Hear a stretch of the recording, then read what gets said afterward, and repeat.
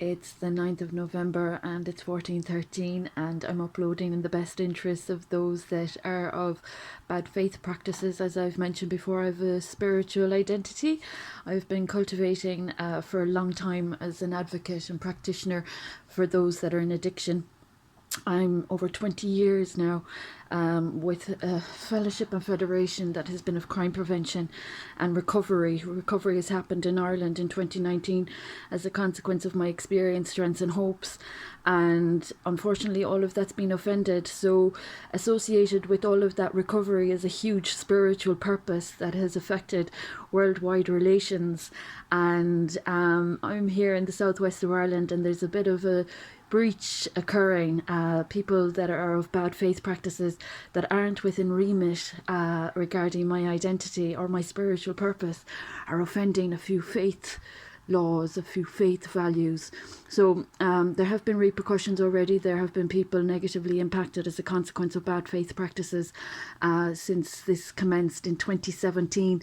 So I'm just uploading in the best interests of those that aren't hearing my message, that there aren't any individuals entitled to any of my identity regarding my spiritual purpose that has impacted reform and recovery.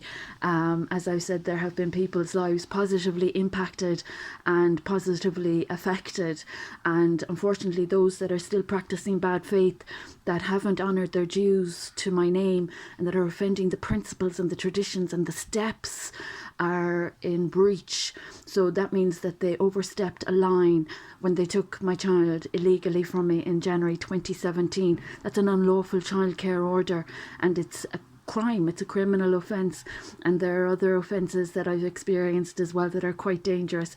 So today I'm feeling the impact of people causing offence again, and unfortunately it's not safe for them to be practicing any faith when they haven't done penance and they haven't honoured their dues or obligations to my name, where they've been monetising and exploiting and really causing huge disrespect to all that reform and recovery that I've initiated since contacting the Ombudsman, since contacting the departments that instigated the reform and recovery that has come about in 2019. So now it's 2023. I'm still waiting for the Ombudsman. I'm trying to locate my son.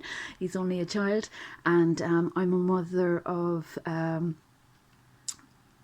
innocent boy that's been affected by people being irresponsible with paperwork that isn't legal. So the spiritual dimension of the situation has, as we've seen, been recovery, and there have been health developments as a consequence of the health offences that I've experienced.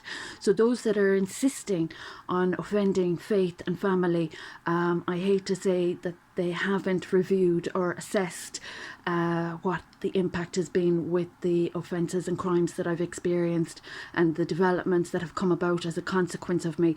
So those that are refuting, negating and insisting on practicing bad faith, I would advise you, in the best interests of the children, to practice reparations that I'm due since 2006, and most recently again since 2017. There's been a lot of problem making in the southwest of Ireland that no woman should ever have to tolerate. So in the best interests, and with all due respect for the Women and Children's Charter, those that are insisting on negating the reality of this circumstance, I would implore, I suppose, in the best interests of children, that the adults practicing bad faith reassess the impact of their decisions and their initiatives against my spiritual purpose, those of creative intellectual property theft that are enjoying the fruits of my labour and defaming my good name or spending money that they owe me. All of these problems, they're all quite serious. So those that don't have entitlements to my identity or my purpose, that haven't been a part of my journey and that aren't responsible for reform or recovery, and that are offending fellowship, I would insist, I suppose, that people seek help and assistance to find the right path, the higher path, the better choice in the situation, which is to honour obligations and reparations that are due, and to cease self-entitlement from my portfolio or my identity. This is a humanitarian issue. I'm experiencing human rights abuses in a community that is being destructive and that has impacted itself negatively with its actions, thoughts and words.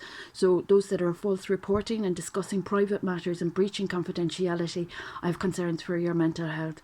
There's an issue about anonymity, and there's an issue about privacy that has been offended, and there's also other issues that have offended the Constitution and the recovery that came about as a consequence of my experiences, strengths and hopes with the fellowship. So those that are in any way entitling themselves or confusing themselves with my identity, there are already, as we've seen, repercussions. So those that are imposing upon my identity would be kindly asked to refrain and to honour their obligations and to have self-respect for their own identity.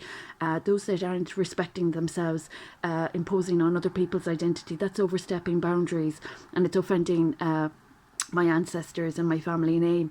So those that are confusing themselves with my identity and that are guilty of defame and debts and disrespect, I have huge concern for the issue of false reporting, making a very distrustful environment with regard to all the positive reform that my experiences, strengths and hopes with fellowship and federation have brought about at home and abroad. So this is regarding all crimes against my good name and my innocent child subjected to unlawful childcare orders and without the care of his mother.